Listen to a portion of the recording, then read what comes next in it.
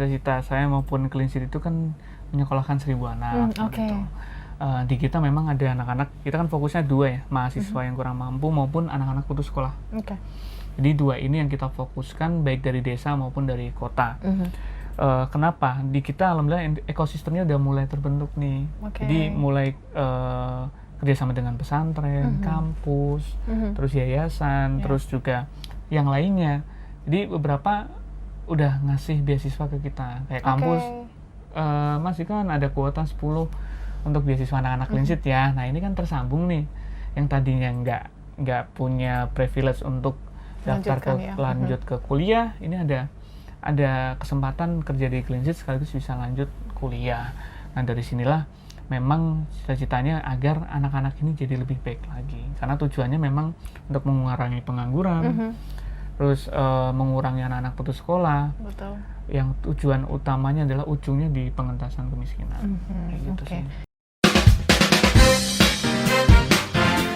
Bincang bersama.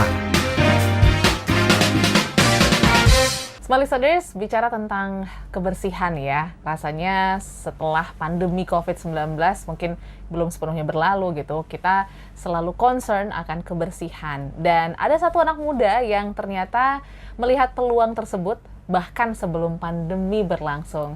Siapakah dia? Kita akan ajak ngobrol dalam podcast Bincang Bersama selama kurang lebih setengah jam. Audrey sudah bersama-sama dengan Mas Dikon Nadamis. Halo Mas Dikon. Halo Kak Audrey. Gimana kabarnya, sehat ya? Sehat, alhamdulillah. Alhamdulillah sehat. Oke, Mas Dikon ini menurut Audrey salah satu anak muda yang cukup luar biasa ya, karena dari kuliah ya Mas Dikon ya? Dari kuliah, S1. S1 sudah menemukan apa ya, satu wadah yang ternyata bisa membantu banyak orang gitu, yaitu Clean Sheet. Tapi sebelumnya kita jadi penasaran sebenarnya Mas Dikon. Masa kecil Mas Dikon tuh seperti apa sih? Apakah memang rajin ngepel, rajin cuci piring, bersih-bersih atau gimana sih Mas? Dulu waktu kecil itu memang saya keluarga guru ya. Jadi bapak ibu saya guru, terus sejak kecil itu ya biasa kayak anak-anak yang lain gitu, sambil main tapi juga dulu sambil jualan gitu, jualan es dan sebagainya lah, ya membantu ibu atau bapak lah di rumah. Saya asal Pekalongan, ya udah dari situ dulu sih nggak, ya karena mungkin pernah pesantren ya. Ya jadi di situ kan ya sering bersih-bersih, terus sering bantuin Pak Yai ataupun Ustadz ataupun bersih-bersih masjid ataupun musola. Nah dari situ mungkin ke bawah juga sampai sekarang. Kebangun ya. Berarti orang tua apa guru dan guru semua. Dua-duanya guru. Itu juga mungkin yang membuat Mas Dikon sampai lanjut S2 gitu. Iya, sebenarnya memang orang tua pengennya memang kemarin itu jadi guru. Atau guru agama terutama ya. Iya. Tapi ternyata saya malah keterima di Bogor IPB dan malah jadi sekarang gitu. Jadi salah satu sosok di balik Clean Sheet ya, seperti itu. Tapi kalau cita-cita kecil dulu pengen jadi guru atau apa? Atau pengen jadi bos gitu kan? Kalau anak-anak presiden. Nah, kalau waktu kecil ya ganti-ganti sih. Ganti-ganti. SD itu sepak bola. SMP dokter. Tapi karena nilainya nggak nyukup, sadar diri gitu ya. Sadar diri, gitu. Ya udah ganti lagi SMA jadi pengen jadi pengusaha. Dan kuliah juga sama, jadi pengusaha juga. Dan sampai sekarang alhamdulillah jadi pengusaha. Berarti sejak SMA kan Mas Dikon bilang sudah ingin jadi pengusaha ya. Dan itu juga yang men-trigger Mas Dikon untuk ambil jurusan apa? Ekonomi? Ekonomi. Sebenarnya ekonomi lebih ke makronya sih. Jadi pengen tahu, karena memang dulu suka kebijakan-kebijakan ataupun membuat suatu hal yang memang ngitung-ngitung kayak gitu juga kadang suka. Nah dari situ saya padahal SMA-nya dari IPA. Melenceng ya? Lari ke IPB kan memang bisa ya? IPA, IPS, yang penting pertama IPA, nah ternyata masuknya ekonomi. Oke. Banyak kok, aku juga melenceng ya, maaf untuk teman-teman yang IPS ya. Nah bicara tentang usaha gitu. Kalau dari kecil Mas Dikon apakah sudah punya jiwa wirausaha itu gitu ya? Kalau misalnya kan banyak juga anak-anak yang bantu orang tua atau mungkin cari tambahan jajan deh gitu ya, jual apa kek gitu ke teman-teman di sekolah. Mas Dikon juga menerapkan itu nggak? Kalau dulu memang sering sih gitu. Jadi waktu kecil dari SD jualan es, terus SMP jualan dulu itu pernah nawar-nawarin ke teman-teman kayak apa ya, jasa desain ataupun apa kayak gitu. Tapi saya juga ngambil dari yang lain, saya nawarin aja. Terus SMA juga ini mulai nih makanan minuman coba-coba ataupun fashion, dulu itu batik. Sampai dari kuliah Pekalongan, dari Pekalongan. Terus sampai kuliah pun awal kuliah pun sama. Dari jualan batik, makanan, minuman, konveksi, jasa jalan-jalan, dan sampai akhirnya memutuskan untuk di Clean Sheet. Jadi memang udah terbiasa jualan maupun berdagang sih. Berarti udah banyak yang dicobain ya? Iya, cobain semua. Tapi yang cocok ternyata dari jasa kebersihan. Betul, itu juga jauh banget sih dari Institut Pertanian Bogor. Betul, pertanian gitu ya, tapi kebersihan. Tapi menarik gitu, Mas Dikon. Kan ini latar belakangnya juga sangat berbeda gitu ya. Dari ya mungkin latar belakang kuliah pertanian, terus juga mungkin kebersihan kan mungkin kita jarang ya memikirkan ke arah situ. Trigger awalnya tuh sebenarnya kenapa sih? Memang di IPB ya dulu itu memang ya yang membuka jasa kebersihan itu hanya saya. Mahasiswa-mahasiswa yang lain itu kebanyakan memang konveksi, makanan, minuman atau produk-produk inovasi lah. Saya sendiri waktu itu ya karena mungkin mahasiswa kan nggak mau kotor-kotoran gitu kan, atau gengsinya besar kayak gitulah. Sampai akhirnya waktu itu ya saya yang mendirikan Clean Sheet sendiri, tapi itu juga karena kepepet ya. Jadi dulu itu memang saya kan penerima beasiswa bidik misi. Bidik misi itu untuk beasiswa yang untuk anak-anak ekonomi lemah gitu. Dan itu dibiayain full sama pemerintah sampai lulus, dan per bulan dapat uang saku juga. Tapi dari situ waktu itu beasiswanya belum cair tuh. Bingung mau nyari tambahan uang dari mana. Terus waktu itu saya kepikiran aja bahwa dosen saya itu Sabtu Minggu pengen libur. Dan ART-nya waktu itu nggak ada. Nah waktu itu saya ada kepikiran, kenapa nggak saya nawarin ke ibu dosen saya untuk bersih-bersih rumahnya. Udah waktu itu saya ingat banget di ATM itu saya buka itu tinggal 100.000. 100.000 itu saya bingung dapat uang untuk 2 mingguan. Untuk 2 minggu kan kalau dihitung-hitung masa puasa setiap hari kan nggak mungkin gitu. Makanya coba, saya juga asisten praktikum atau dosen, tapi kan itu gajinya lama akhir bulan, akhir bulan atau awal bulan lah. Makanya saya berpikir gimana caranya biar besok bisa dapat uang langsung. Ya udah saya tawarin, Bu, mau nggak rumahnya saya bersihkan? Boleh deh Kon. Ya udah datang ya besok ya ke rumah saya. Ya udah saya datang. Yang tadinya 100.000 itu 50.000 itu saya belikan peralatan kayak sikat, sabun untuk bersih-bersih. Saya belikan 50.000. Belikan, saya bawa ke rumah dosen saya. Saya udah saya bersihin kamar mandi, lantai dan lain sebagainya. Dan alhamdulillah di situ dosen saya ngasih 300.000. Plus makan, plus dikenalin ke dosen-dosen yang lainnya. Jadi banyak ya yang pakai. Betul. Dari situ saya berpikir, kenapa nggak saya jadikan bisnis aja ya? Karena kan yang anak-anak yang seperti saya itu banyak. Dan makin lama itu dari dosen itu rumahnya makin besar. Jadi nggak capek juga sendiri ya Mas ya? Sendiri bersihin. Dari situ ya udah saya mulai ajak tuh teman-teman yang kayak saya juga yang udah telat-telat beasiswanya maupun membutuhkan uang, ya udah saya ajak kayak kerja bakti bersih-bersih di rumah dosen. Dari situ mulai dapet tuh banyak dari dosen satu, dosen yang lainnya, sampai akhirnya ya udah deh jadiin bisnis aja yang waktu itu namanya Clean Sheet. Anak-anak muda ya, mungkin seperti yang Mas Dikon katakan tadi, adalah perasaan gengsi-gengsi gitu. Betul, ya. Mungkin dilihat teman-teman yang lain, dia ke rumah dosen bersih-bersih gitu. Pernah nggak sih terbersit pikiran kayak udah deh daripada malu gitu? Pernah gitu, tapi karena waktu itu why-nya lebih kuat ya, karena tujuan saya itu sebenarnya untuk membantu teman-teman saya aja. Mau itu dikatain ataupun apalah, yang lain pada nongkrong saya masih bersihin rumah ataupun ngepel nyapu, yang lain udah lulus saya masih ngepel nyapu, tapi ya karena saya lihat teman-teman saya terbantu, ya udah saya terusin aja. Respon teman-teman itu gimana Mas? Berapa orang sih dulu awalnya? Dulu itu awal 5 orang. 5, Jadi dari 1 orang saya ajak lagi teman-teman, ada yang cewek, ada yang cowok. Yang paling susah sih ngajak yang cewek ya. Gengsinya lebih besar lagi.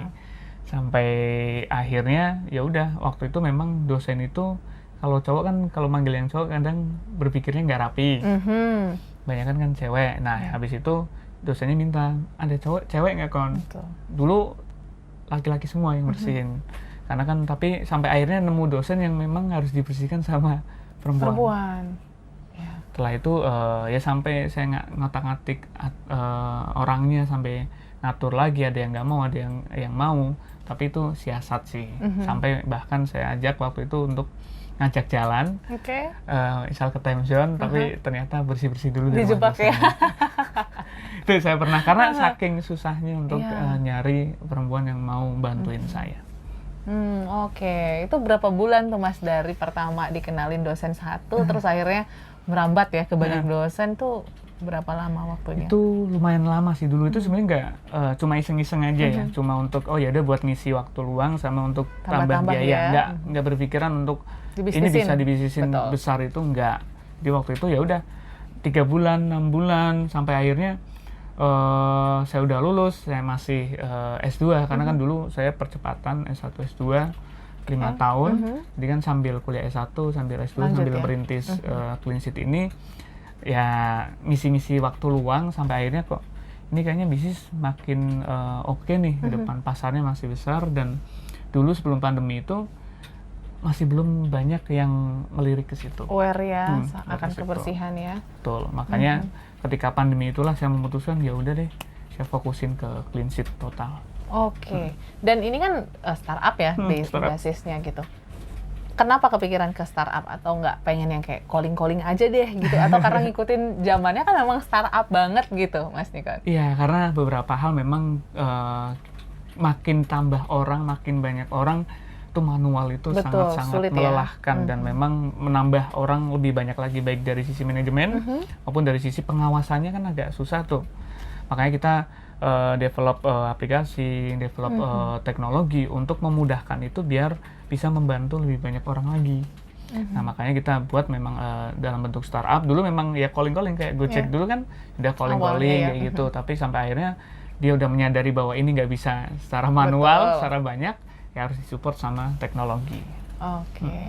Nah, dengan latar belakang mungkin nggak ada dari IT-nya gitu. Gimana Mas Dikon untuk memulai, kita bangun startup gitu, apakah ada kontribusi teman-teman yang lain yang justru mungkin di awal juga membantu Mas Dikon gitu ya untuk bersih-bersih tadi, atau gimana tuh? Kalau dulu awal memang saya alhamdulillah ada mentor ya, ada mentor yang memang membantu saya mengarahkan, terus juga saya ikut komunitas-komunitas wirausaha. Nah, di situ kan ketemu tuh, ada yang usahanya IT, ada yang teman saya yang jago di IT. Nah, dari situ kita kolaborasi, bisa bantuin nggak gitu untuk develop apps maupun develop teknologinya, biar memudahkan dari penyimpanannya, dari pemesanannya dan lain sebagainya lah. Dari situ mulai tuh, saya juga belajar juga IT kayak gimana, alurnya kayak gini, ini caranya kayak gini, sambil saya studi banding ke startup yang lainnya, sama ketemu sama founder yang lainnya. Jadi saling tukar informasi itu dan ilmu. Jadi di situ belajar sambil berjalan ya? Iya, sambil berjalan. Jadi walaupun ekonomi, tapi ternyata kalau berbisnis ya harus kita menguasai semua, walaupun nggak dalam ya. Yang penting general ya, gitu ya. Nah, mungkin kalau kita lihat pace-nya gitu ya, Mas Dikon. Mas Dikon S1, terus lanjut nyambung S2, terus langsung bisnis. Merasa nggak sih masa mudanya itu dikorbankan, atau justru menurut Mas Dikon nih satu hal yang worth it gitu? Iya, dikorbankan ya, karena tapi mumpung masih muda, masih muda, capek-capek masih bisa lah, begadang sampai malam masih bisa. Terus nggak ada yang nyariin juga, gitu kan, maksudnya belum ada istri, belum ada anak, jadi kan masih bisa mengeksplor diri lah. Nah, dari situ memang saya rasa dulu memang kayak gitu. Banyak waktu-waktu saya yang dikorbankan, misal anak-anak yang lain bisa belajar, besoknya UTS, saya masih bersihin sampai malam, sampai ngurus bisnis teman-teman yang lainnya.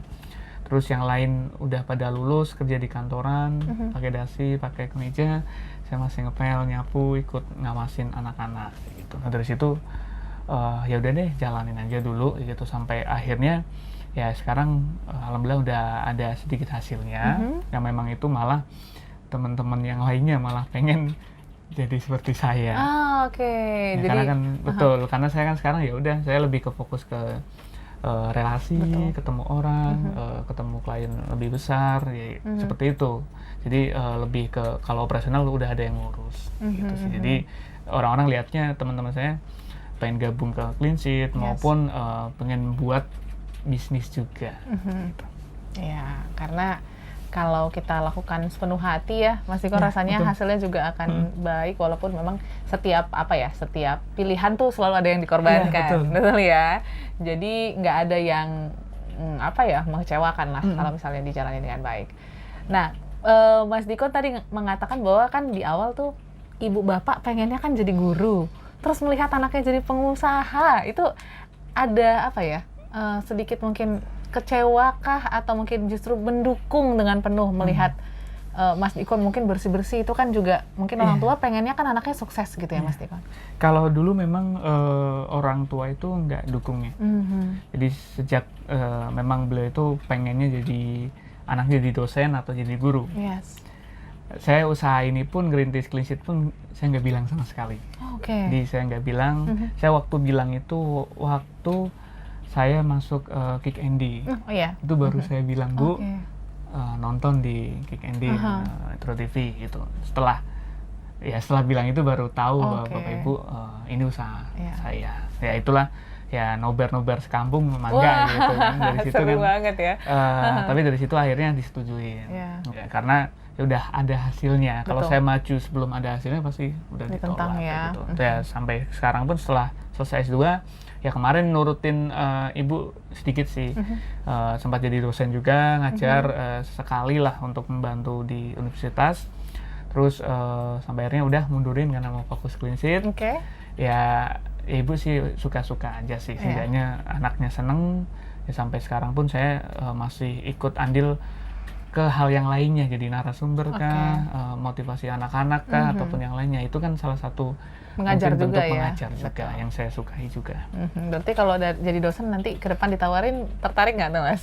Nanti mungkin. Nanti ya, difokuskan dulu ya. Karena kan masih berkembang, masih 3 tahun, 4 tahun ya? Ya, hampir 4 tahun. Hampir 4 tahun, oke.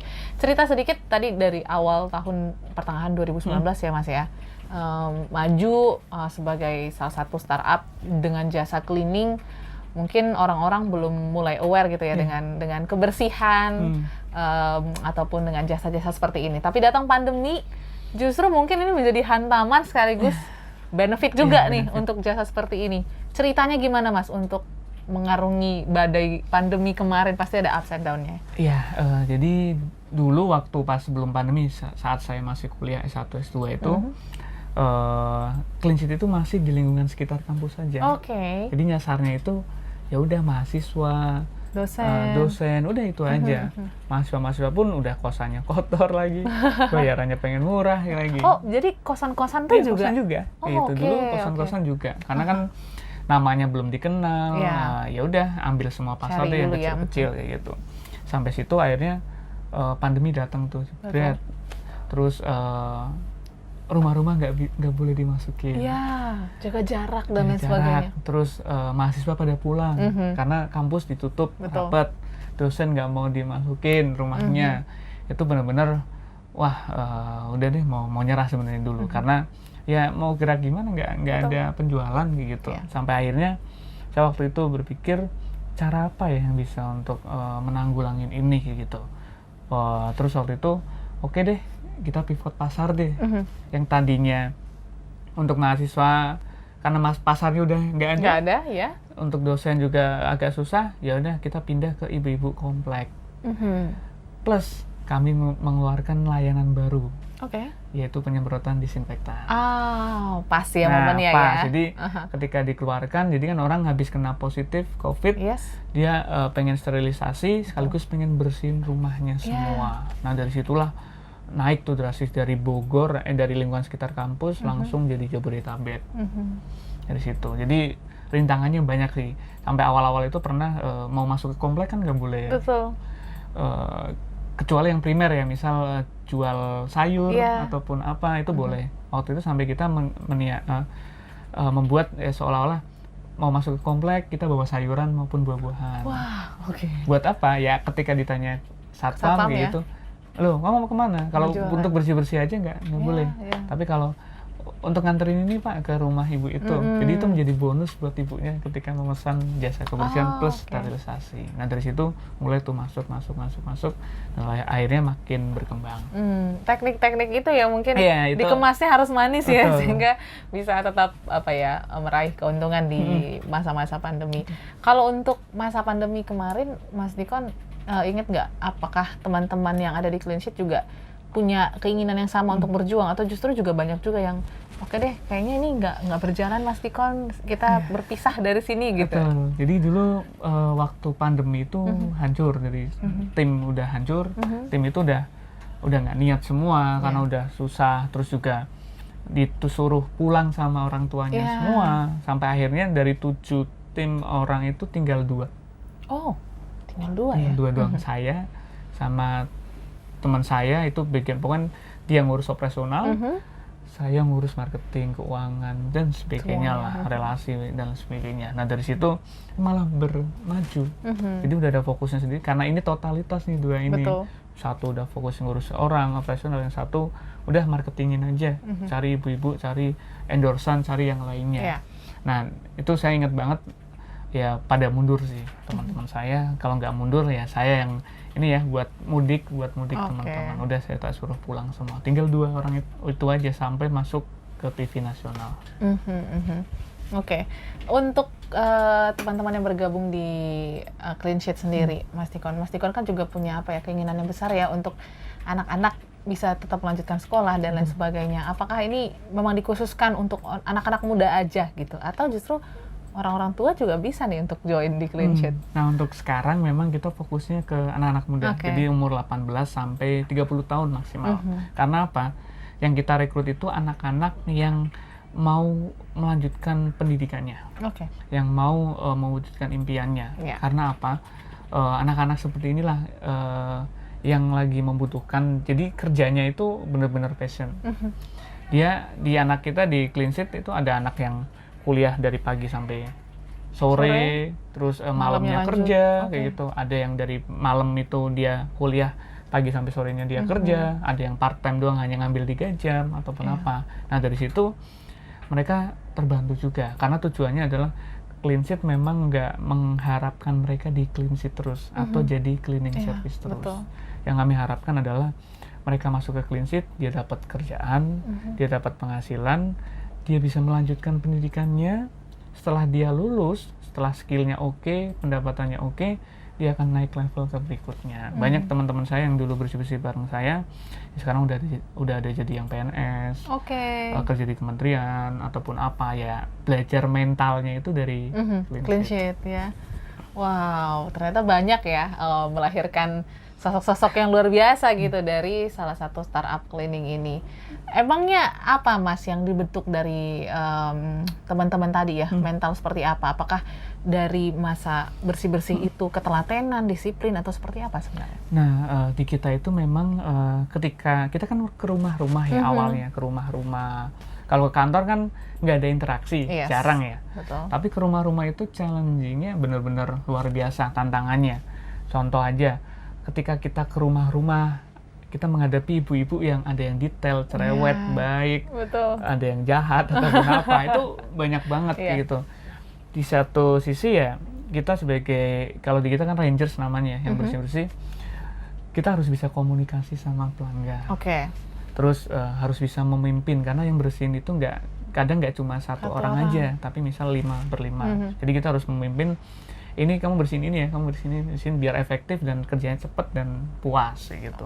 Terus problem solving, ketika komplain, ketika dimarahin, gimana ya caranya menghadapinya. Itu kan mental yang nggak didapat di kuliah sih sebenarnya.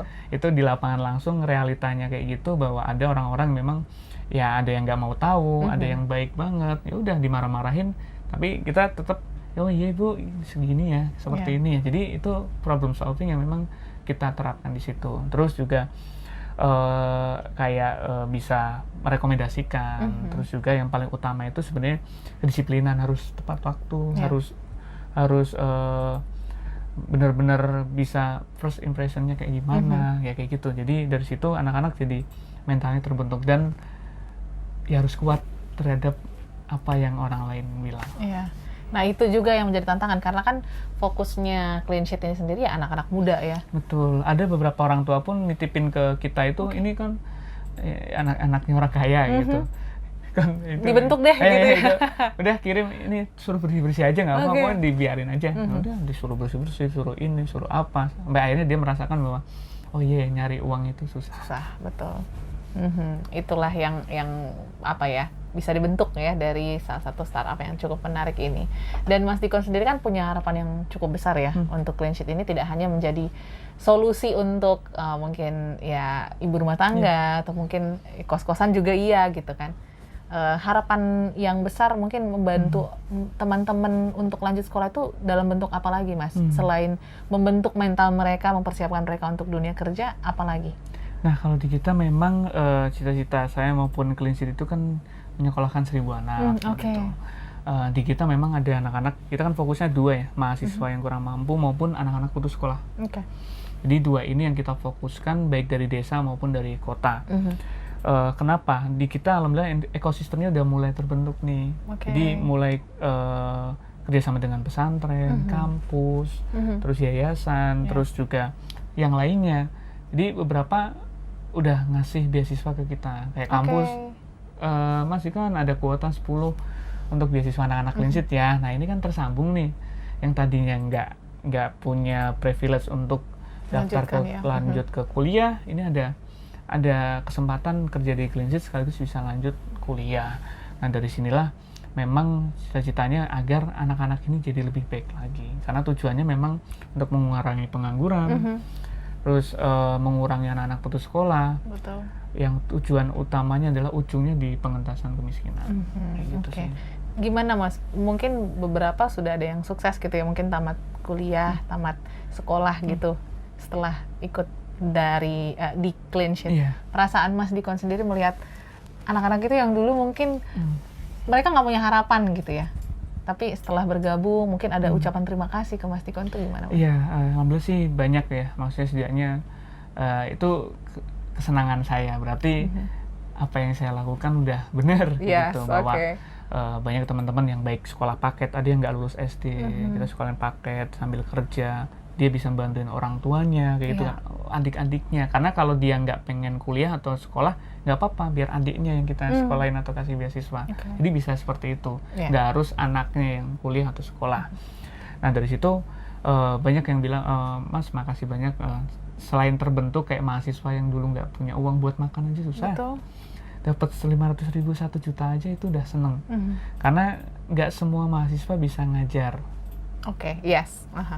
Ya, nggak semua, paling hanya 1 banding berapa lah, beberapa aja. Tapi bersih-bersih semua orang bisa. Pasti bisa. Gitu. Makanya kita kasih ruang-ruang mahasiswa-mahasiswa maupun anak-anak putus sekolah yang memang skillnya masih terbatas dan dia punya ini aja, keinginan, kemauan aja untuk bisa maju maupun berkembang, berusaha, kita kasih kesempatan itu. Ya teman-teman yang lain banyak ya, alhamdulillah makasih Mas ya, akhirnya yang alumni-alumni inilah yang bantuin kita lagi. Mungkin membantu sekolah ngasih ke mitra-mitra Clean Sheet misal laptop. Laptop untuk, kan kita banyak kan mahasiswa yang kurang mampu, dia buru-buru punya laptop. Buat makan aja susah. Makanya dari alumni-alumni Clean Sheet yang udah kerja di mana ataupun dapat kerjaan di mana, dia ngasih tuh, ini ya untuk adik-adik mitra Clean Sheet laptop, terus ngasih beasiswa ataupun donasi vakum, alat, kadang motor juga dikasih. Kadang kan anak-anak yang ekonomi lemah kan nggak punya motor, kita fasilitasi dari biaya-biaya atau dana dari alumni-alumni Clean Sheet. Jadi itu ya, benar katanya kalau kebaikan tuh selalu menular ya. Satu kebaikan mungkin dari teman-teman Clean Sheet dan akan menular lagi gitu dan beranak pinak. Ya semoga ini nggak putus di sini aja ya Mas Dikon ya. Mungkin ada lagi Clean Sheet lain gitu dalam bentuk lain. So mungkin ini sudah jalan 3-4 tahun. Mas Dikon, apa yang ingin difokuskan dan harapannya ke depan Clean Sheet ini ingin seperti apa? Kalau ke depan memang harapannya Clean Sheet bisa menyebar ya ke beberapa kota besar di Indonesia agar kita itu bisa bantuin di beberapa tempat di seluruh Indonesia. Yang kedua memang kita coba kolaborasi dengan banyak pihak bahwa Clean Sheet itu nggak bisa sendirian untuk mewujudkan cita-citanya.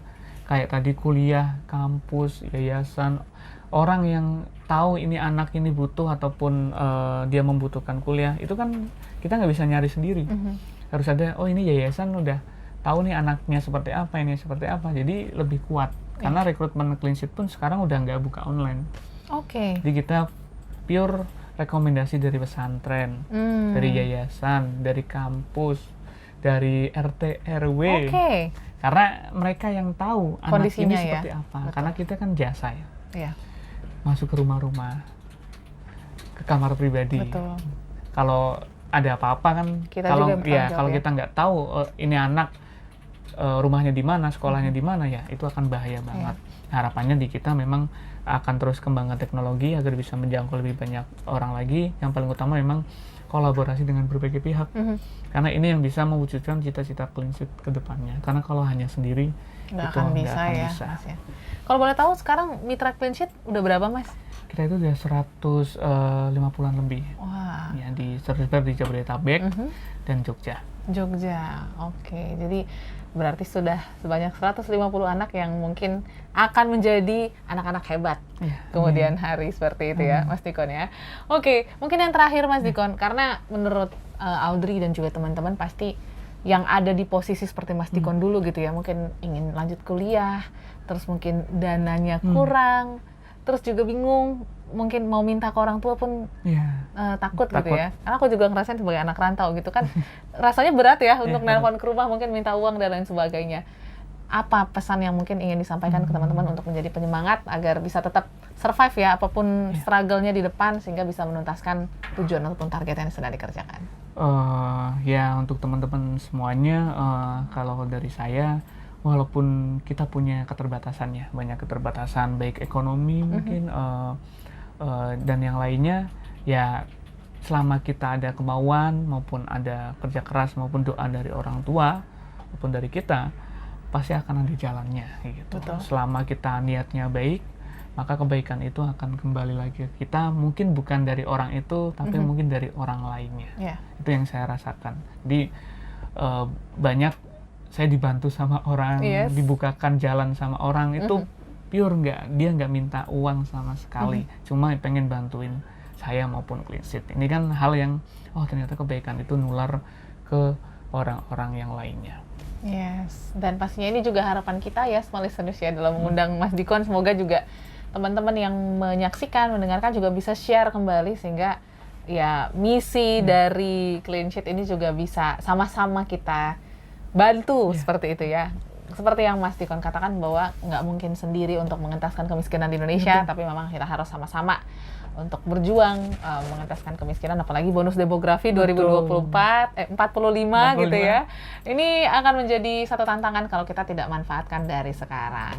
Jadi terima kasih Mas Dikon. Sama-sama. By the way, kalau untuk teman-teman yang mungkin ingin berkolaborasi sama Clean Sheet, boleh kontak kemana? Silakan. Boleh. Kalau ingin pemesanan bisa langsung ke aplikasi Clean Sheet di Clean Sheet di Play Store, ada, nanti Mei juga launching di App Store. Terus ke website Clean Sheet juga bisa, cleansheet.id, atau bisa kunjungi di profilnya Instagram Clean Sheet di cleansheet_id. Nanti di situ udah tercantum kalau ingin kolaborasi hubungin kemana, kalau ingin memesan maupun jadi mitra Clean Sheet, itu juga ada di situ. Jadi bisa dihubungin di situ aja ya. Jadi itu dia Small Listeners, perbincangan kita bersama Mas Dikon. Semoga sukses ya Mas Dikon ya. Semoga makin lebar lagi sayap-sayap kebaikannya. Dan pastinya juga Small Listeners, terima kasih untuk Anda yang sudah menyaksikan podcast Bincang Bersama edisi Sabtu ini. Semoga ini menjadi semangat juga untuk Anda yang sedang berjuang. Kami pamit, sampai jumpa dan see you on the next episode. Bye!